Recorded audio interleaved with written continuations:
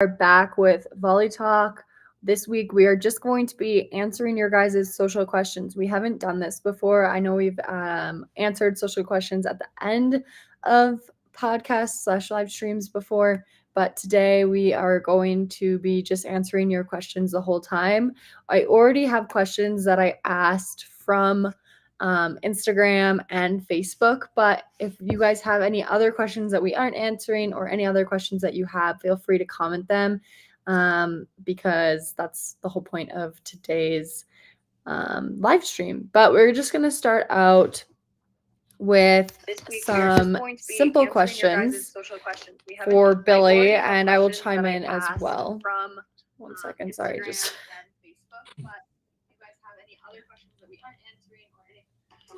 some minor difficulties on sound over here.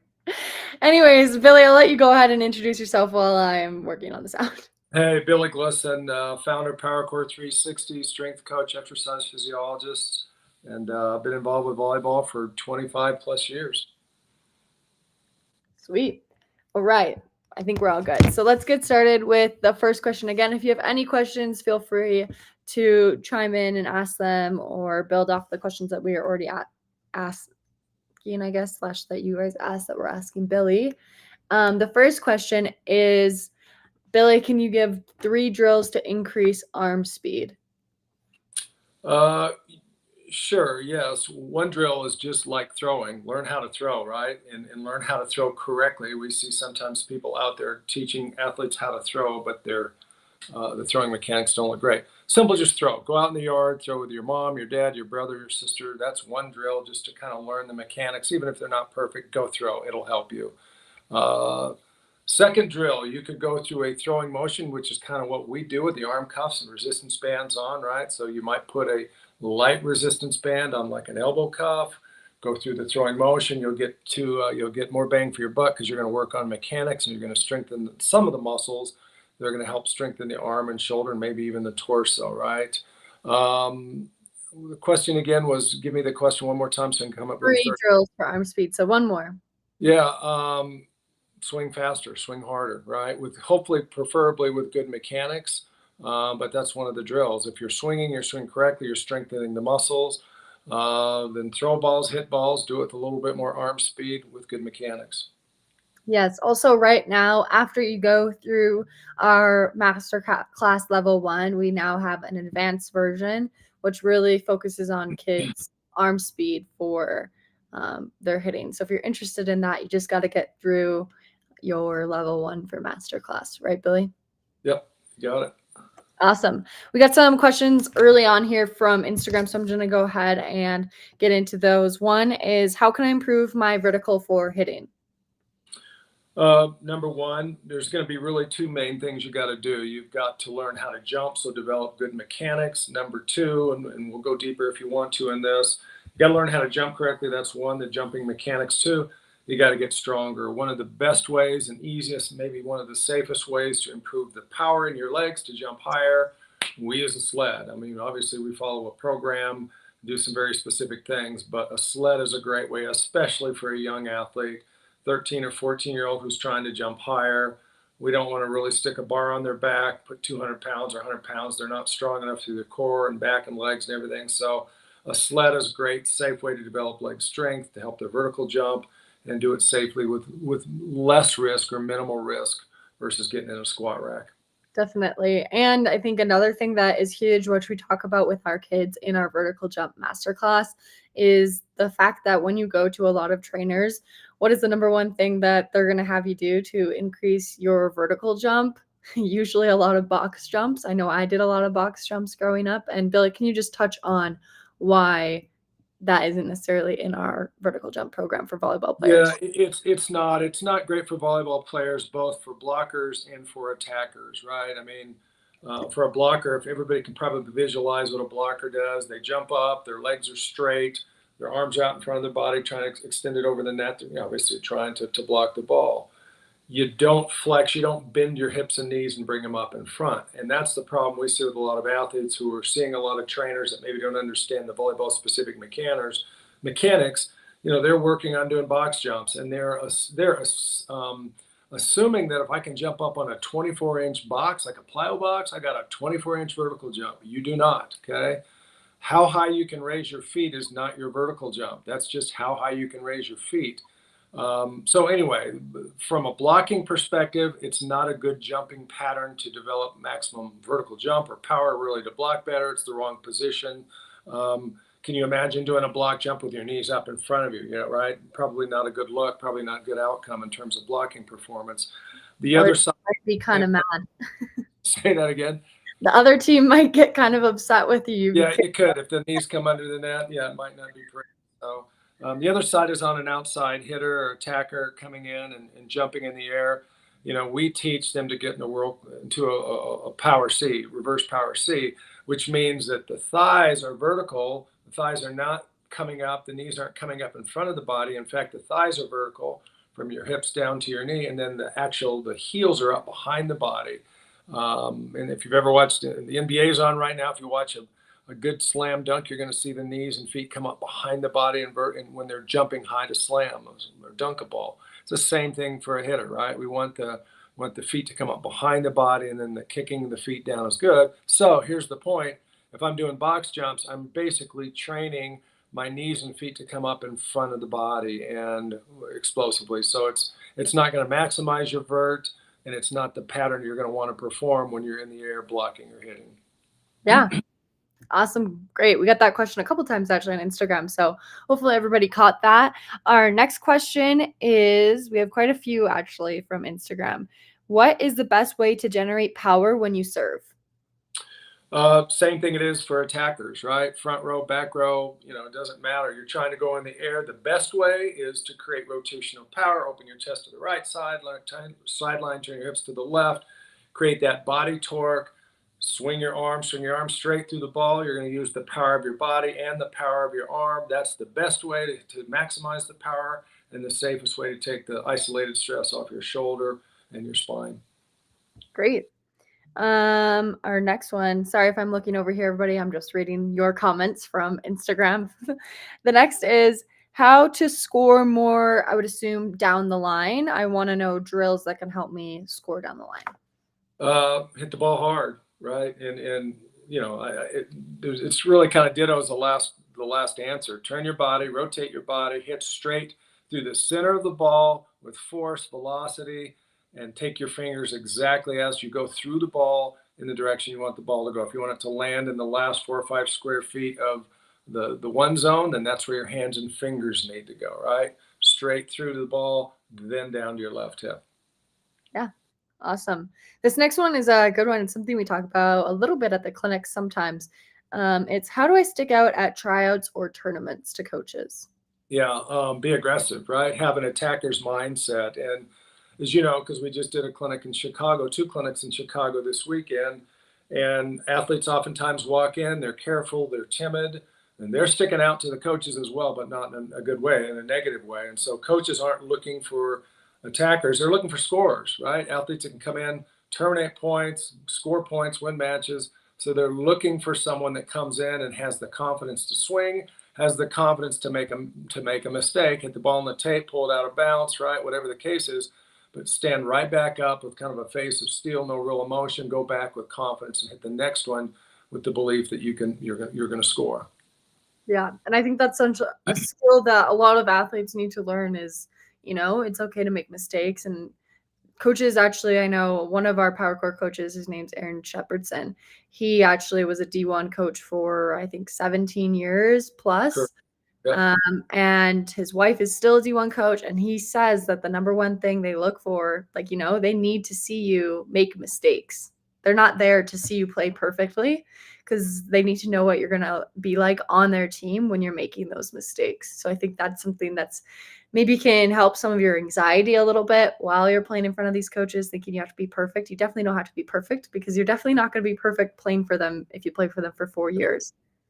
And same point, I'm going to segue off that a little bit. Talked to a couple athletes in Chicago this week about that exact thing. Caught them doing something where they made a mistake. They were doing a hitting drill in the clinic.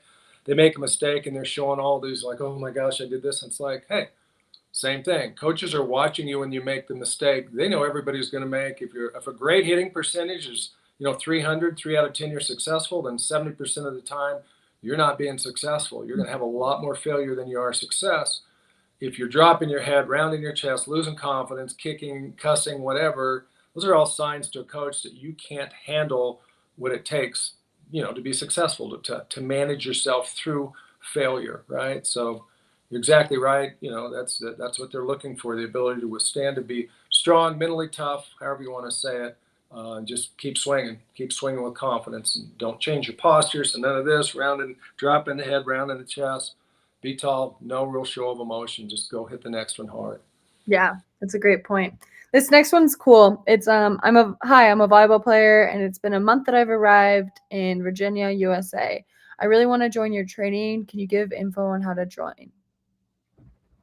So maybe let's just give a description of what the vertical masterclass, or not the vertical, the power hitting masterclass is, and the age range and everything like that.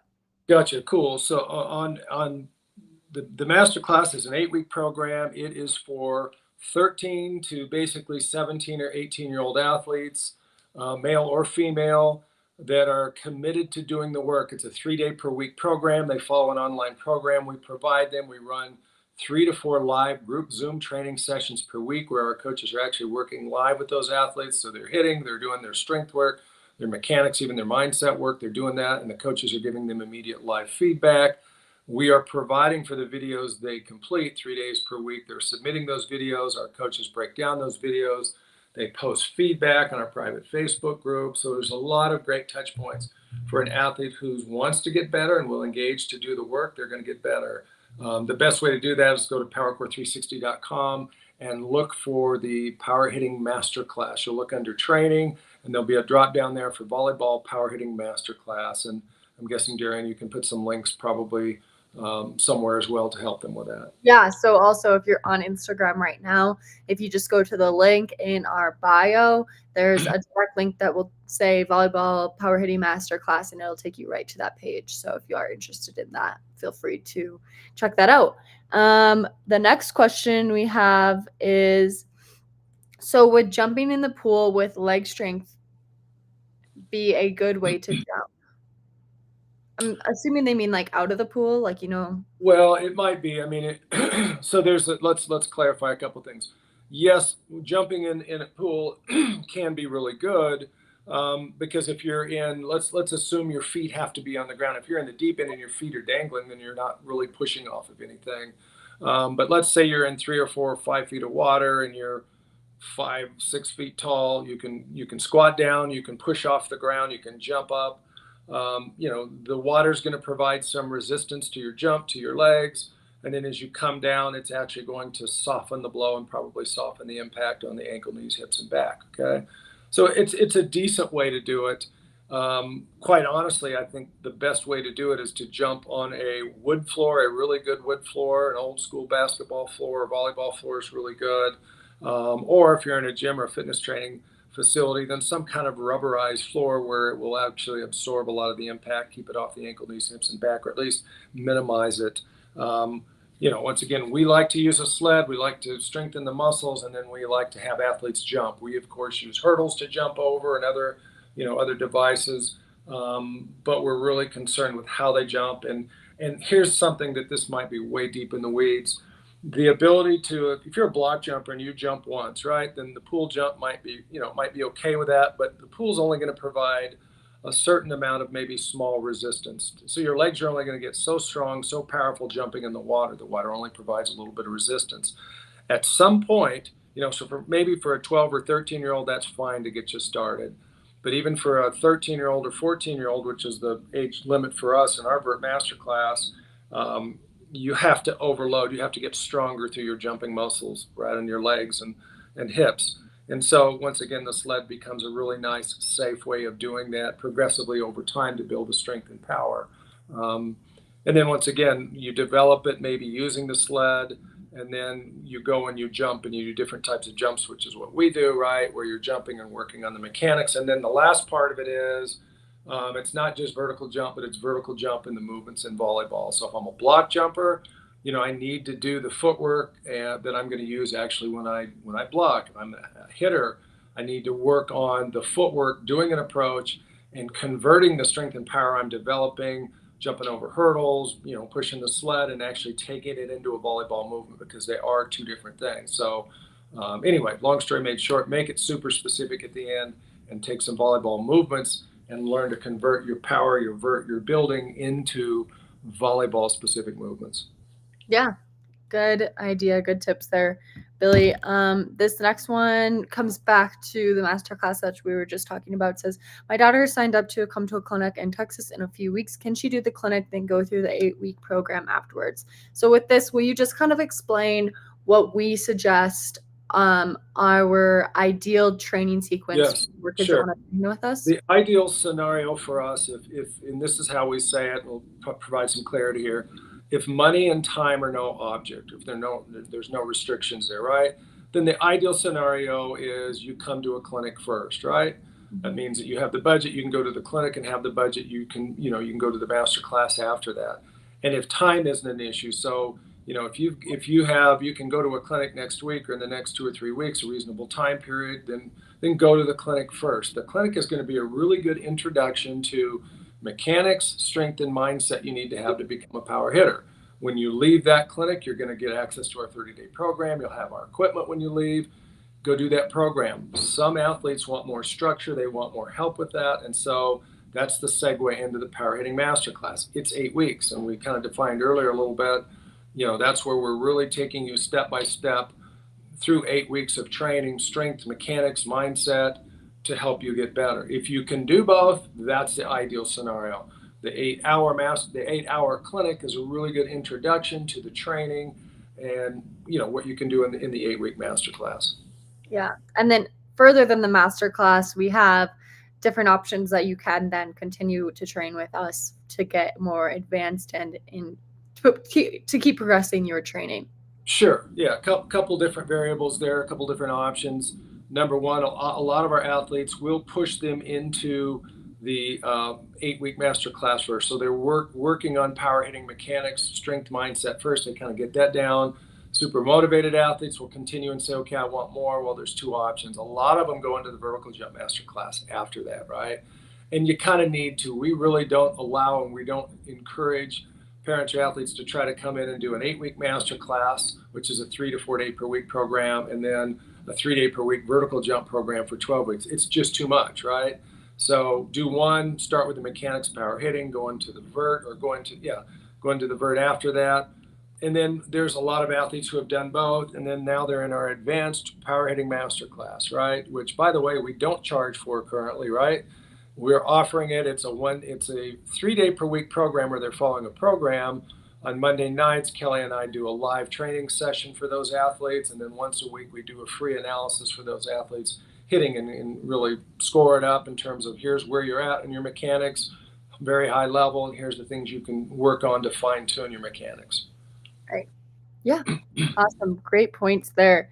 We also got another comment from Bianca on Instagram. She says, I started the course a week ago and it already helped me a lot with arm speed. Excited about this program. So thank you, Bianca. We're super excited. If you have any questions, let us know. We can definitely answer those for you here.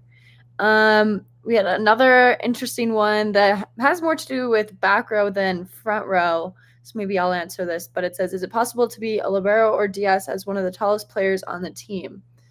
I mean, I think anybody could be a libero and DS. I think it's just about your skill level in that position. I think the Olympic team last time had a 6'1" libero. So definitely not a short libero by any means, but yeah, I think it just really comes down to your skill level and are you the best passer and defender on the court. And I mean, I played libero as a 5'11" hitter, so I strongly believe anybody can really do it. It really just depends on your skill level.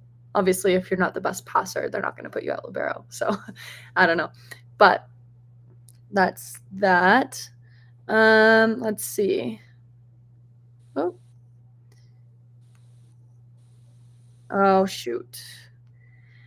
think I just lost all the questions on Instagram. So sorry, guys, I swiped away. So if you have more questions or we didn't answer it, be sure to ask them on Instagram as they don't pop up on our screen here. So, but I do have another question that we got on Instagram stories earlier today, and it was, how do you work on timing when hitting? Yeah, I think one of the biggest things from my perspective, and I'm going to let you chime in on this one as well from your hitting and training and perspective. The biggest thing I think we see in the athletes in the clinics and power hitting masterclass is athletes leave way too early, right? They're all maybe anxious to get in and hit the ball. They take off. They're not really reading the set, the location where they're going to contact the ball. They get in, they get stuck underneath the ball. And in that situation where your arm and body is straight under the ball, you can't use the whole purpose of the approach is to generate speed and momentum so your whatever your body weight is, body mass can hit the ball harder. Ball has to be hit out in front of you. So one of the biggest things to work on that we see in terms of well just needs is to start later, add speed, and if anything, be late and then be aggressive. Keep the ball in front of you, right? So to me, that's one of the things that it's like be late, keep the ball in front of you. You'll automatically hit the ball harder because you're going to use that speed you use in your approach or you develop in your approach. Yeah, that's a good point. I think it also just comes down to rep level. I know we talk about this with confidence as well. I feel like I have to sneeze. Sorry. You're good. Just gonna. It's okay.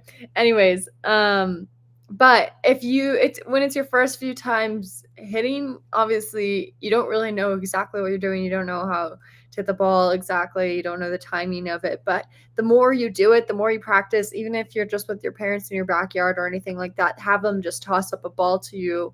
And over time, you'll know, okay, I'm way too early. I got to wait longer. And if you have them toss it maybe at different heights and, try different things out, I think then maybe that will help you with your timing as well. I know that's something I did throughout middle school and high school, and I think that really helped me adjust to the ball. But I think you also just need to be able to read the ball from the setter's hand and know, okay, the setter set me a really high out of system ball. I need to wait on this ball and then go versus maybe a more in tempo in system ball that you need to wait, but then as an outside wait and then leave and go fast. So I think it just really depends on every set's a little bit different, but I think it comes down to, have you seen this before and can you know what the timing needs to be for that and read what you need to do?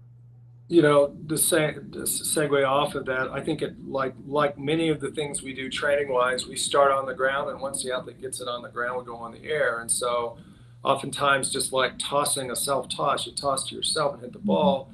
Athletes toss the ball, and they're directly at the ball is directly over their right shoulder, right-handed hitter. So they've already don't have the right relationships in terms of spacing the ball or putting the ball out in front of the body. So maybe even starting on the ground and even, last week we worked with a couple athletes and it's like, toss the ball out like you feel like it's too far in front. We were working on a jump serve, right? Creating that.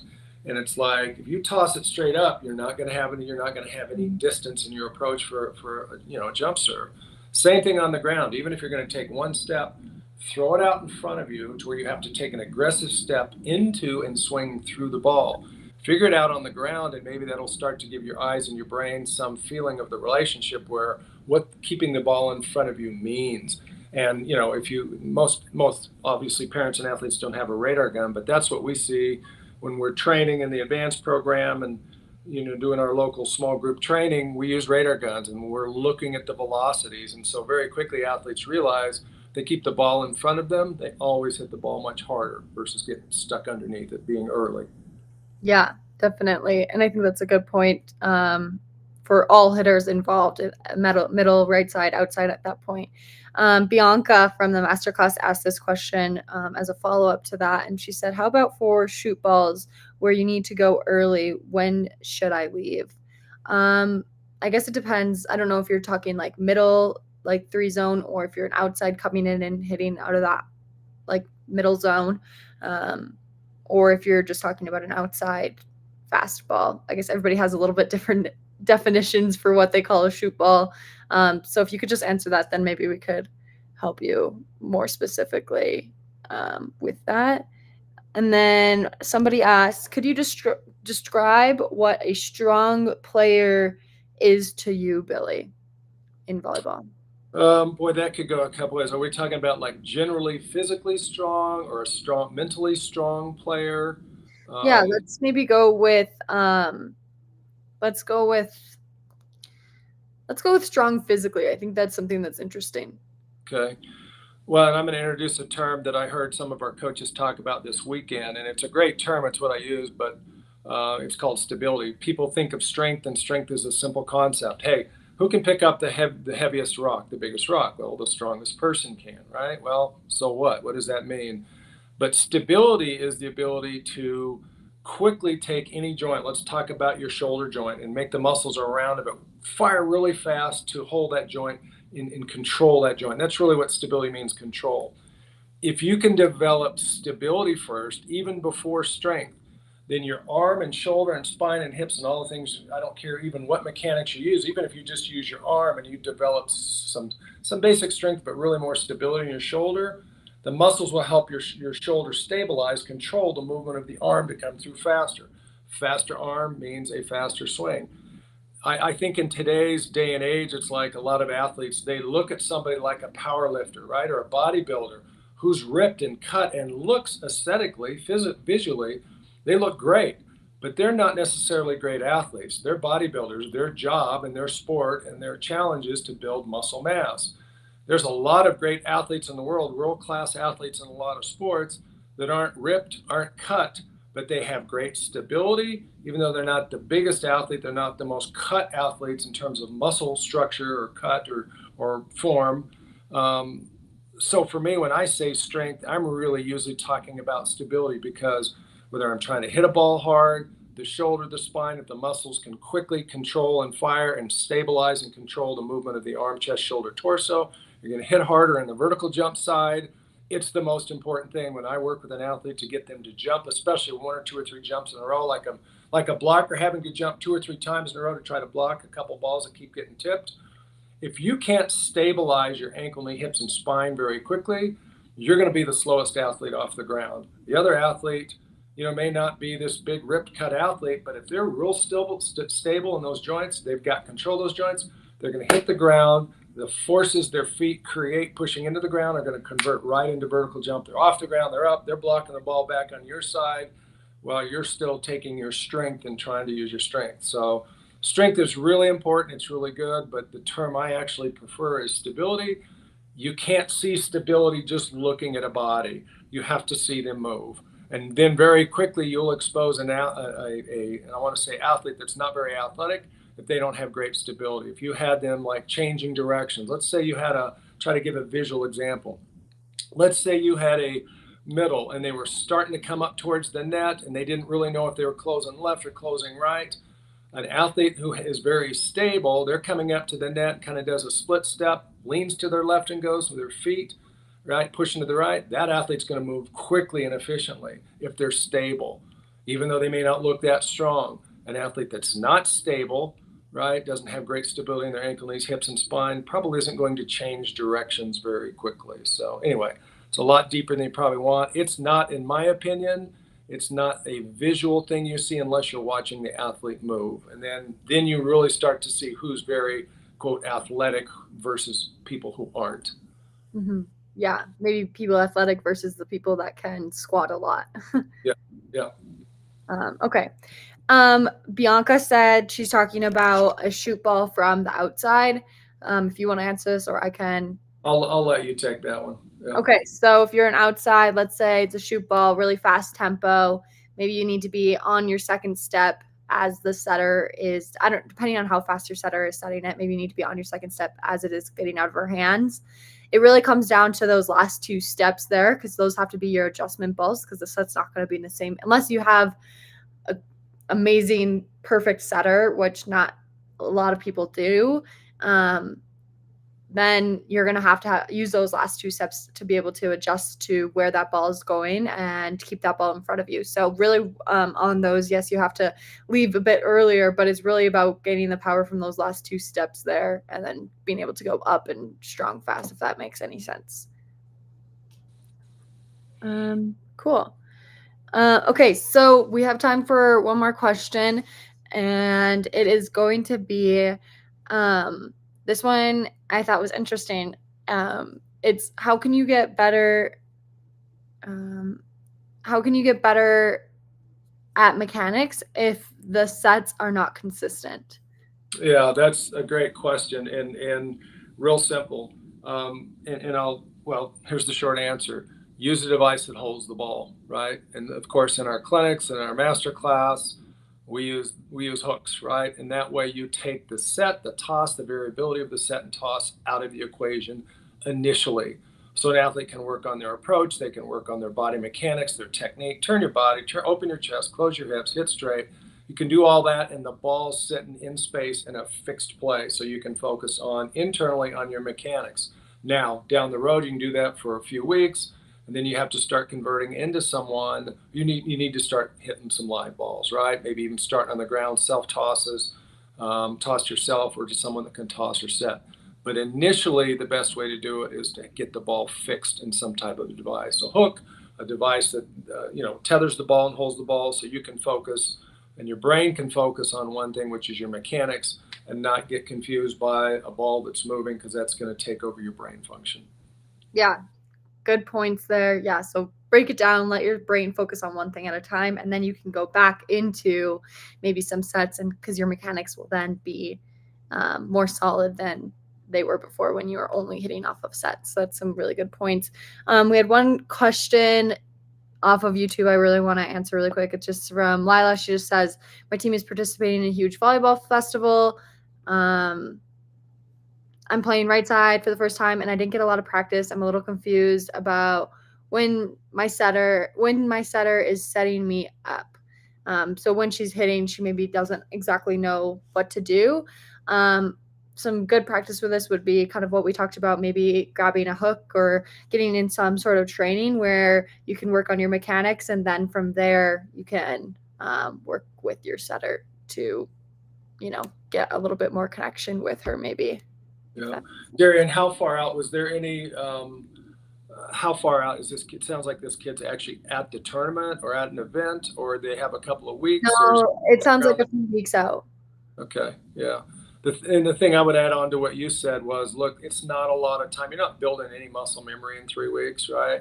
You're not probably going to be super confident in whatever mechanics you do. I think practice is great. It's kind of what we tell a lot of our athletes. Like, when you train, you need to be focused and you need to be thoughtful, oftentimes internally, about what the body's trying to do. But in competition and matches, it's got to be external focus, right? So my suggestion is, hey, hit the ball hard, right? Be confident, go up, see the ball, see the middle of the ball, and hit the ball hard and try to score, right? And even if you don't hit your shot perfectly, if you can get it over the net in the court, you got a chance of, you know, scoring a point. If you go up and you're not confident, you hit a weak sister shot over the net, right? It gets blocked or doesn't get down, you're not going to be in the match long enough to worry about it, right? Somebody else is going to come in who's going to take a good swing. So Weak sister, Billy. You love that term, hey? I do. Yes, I do. No weak sisters with Power Core 360 Yeah, athletes. That's what we say.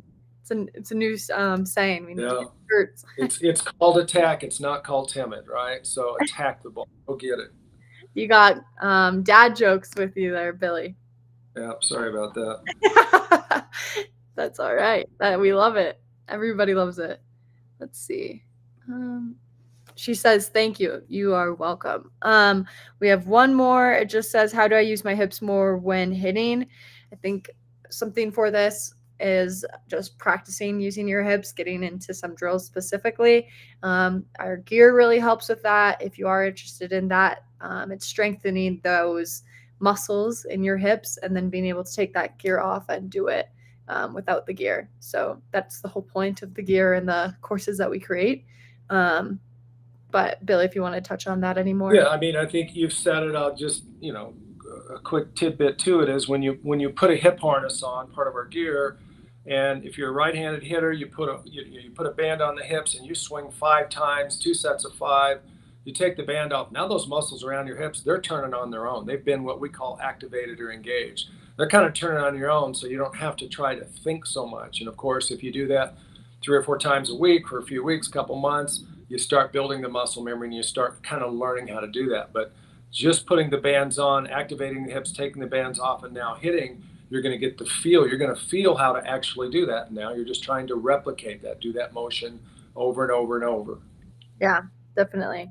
Well, thank you everybody from Instagram, Facebook, YouTube for all the great questions today. If you guys want us to do another one of these question episodes later down the line, let us know in the comments now. We'll make sure to add them into our usual rotation then. It seems like we got a lot of questions answered today, so maybe we need to do these more often to make sure we're answering all your guys' questions. But if you have any other questions, don't be afraid to ever reach out to us on Facebook or Instagram, or even to contact us on our website to ask questions or anything like that that maybe you're interested in, especially when it comes to what the offerings are that we have, because we can always clarify things for you. So yeah, thank you guys all for tuning in today, and I hope you guys all have